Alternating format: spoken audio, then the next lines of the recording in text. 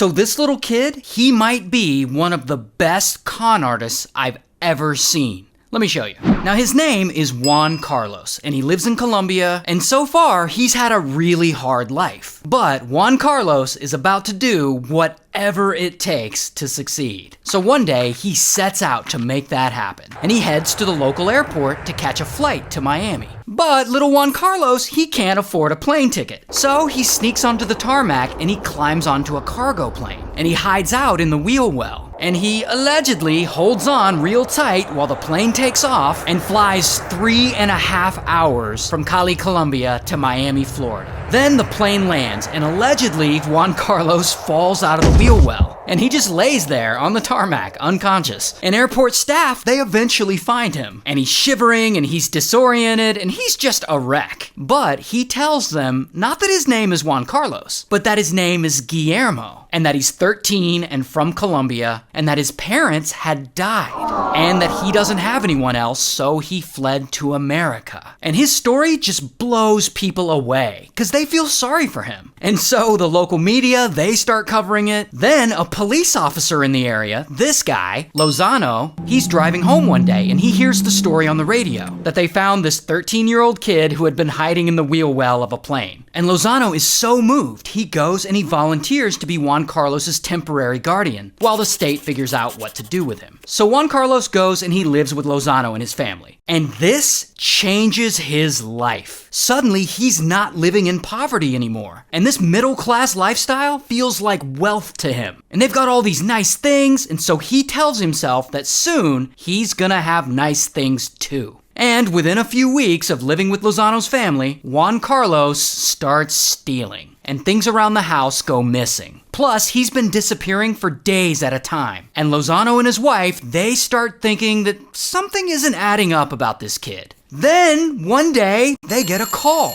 and it's the Colombian consulate, who had just gotten some important information. Turns out, Juan Carlos isn't actually named Guillermo. He's named Juan Carlos. And he isn't some innocent kid. He's actually got a criminal record. And he isn't 13. He's actually 17. And his parents aren't dead. They're actually alive and well back in Colombia. And he probably didn't ride in the wheel well of that plane. It's more likely that he rode inside the plane with the cargo. And he just lied about it all because it made a better story. So Juan Carlos is just a little con artist, trying to con his way into the United States so that he can have a better life. And so, bam, they immediately detain him, and they deport him back to Colombia. Oh, but this isn't over for Juan Carlos, because for a moment, he got a taste of a much better life, and he'll do anything to get that back. So, over the years, Juan Carlos tries his best to scam his way out of Colombia, and get back into the US and other countries, using different aliases and fake IDs, but he ends up getting deported, like a bunch of different times. And while all this is going on, Juan Carlos, he's there developing the perfect con. Here's his perfect con.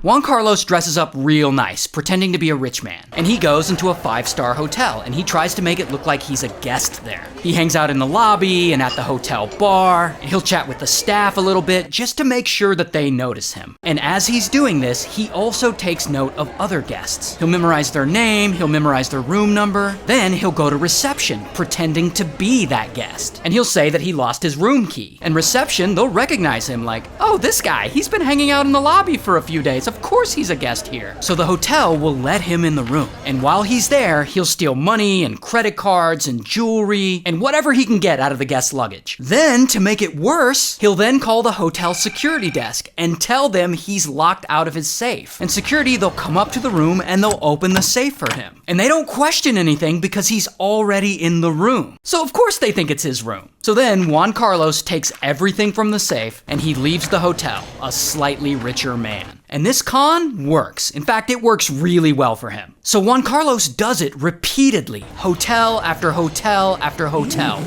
just raking it in. Until one day in London, boom, he gets arrested for using a credit card he had stolen. But Juan Carlos, he's ready for this. He's been thinking about it a while, and he gives police a fake name and he skips bail and leaves town. And then a year later, he's back in London, pulling off his same con, and then bam, he gets arrested again for using another stolen credit card. This time, he gives them a different fake name and a fake ID. And he ends up getting off with a small fine because they don't realize he's the same guy they arrested the year before. So Juan Carlos continues with this pattern. He travels the world using fake names, fake IDs, and robbing hotels. But a few years later, he makes his way back to London again. And there, he hits 4 more hotels and leaves with over $100,000 worth of cash and jewelry. Now, at this point, a couple of London detectives have started to take notice. This detective, Swindells, and this other detective, Plowman. So Swindells and Plowman, they've started to piece a lot of this together, and they end up connecting a bunch of these robberies back to the thief, Juan Carlos. Meanwhile, old Juan Carlos, he's already fled. He's living the good life. He's got money, he's got clothes, he finally has nice things like he's always wanted. But it's just not enough. So Juan Carlos keeps going. And within a couple of years, he ends up in Las Vegas, where he pulls off his infamous scam and he ends up stealing $350,000 worth of cash and jewelry. And one of the hotel rooms he robs is allegedly Celine Dion's room. So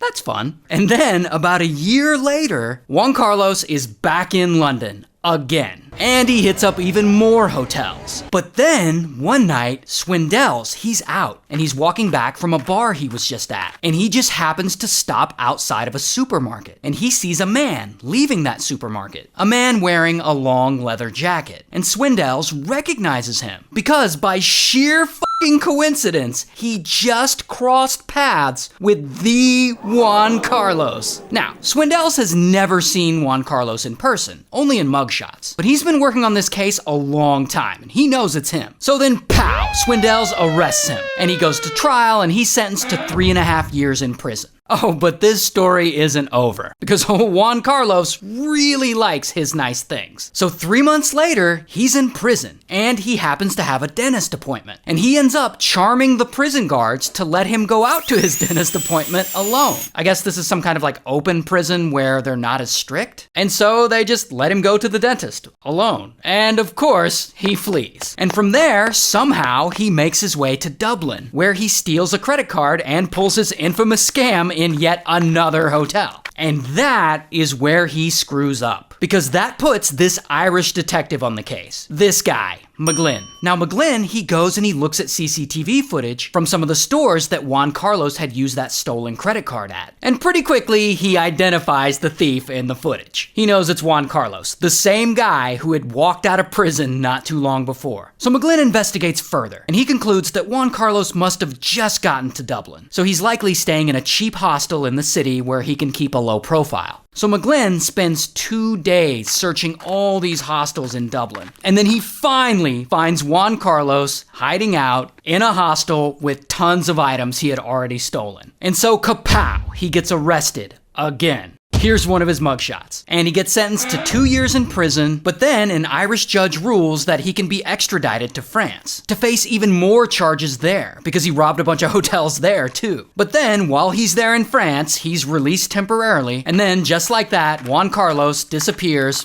again. A few years later, he's busted by a customs agent at a gas station in Vermont after he had entered the US illegally. And he's sentenced to 2.5 years in prison. And after that, he gets out and he's arrested again in a hotel in Hong Kong. Then he's arrested in France again for robbing another hotel of over $200,000 worth of cash and jewelry. And from there, he's sentenced to prison again for 15 months. This dude is allergic to freedom. But now he's out, and his current whereabouts are actually unknown. But I'm just gonna take a wild guess and say he's probably still out there robbing more hotel rooms. So shout out to Colombia, London, Miami, Dublin, Las Vegas, France, Hong Kong, and Vermont.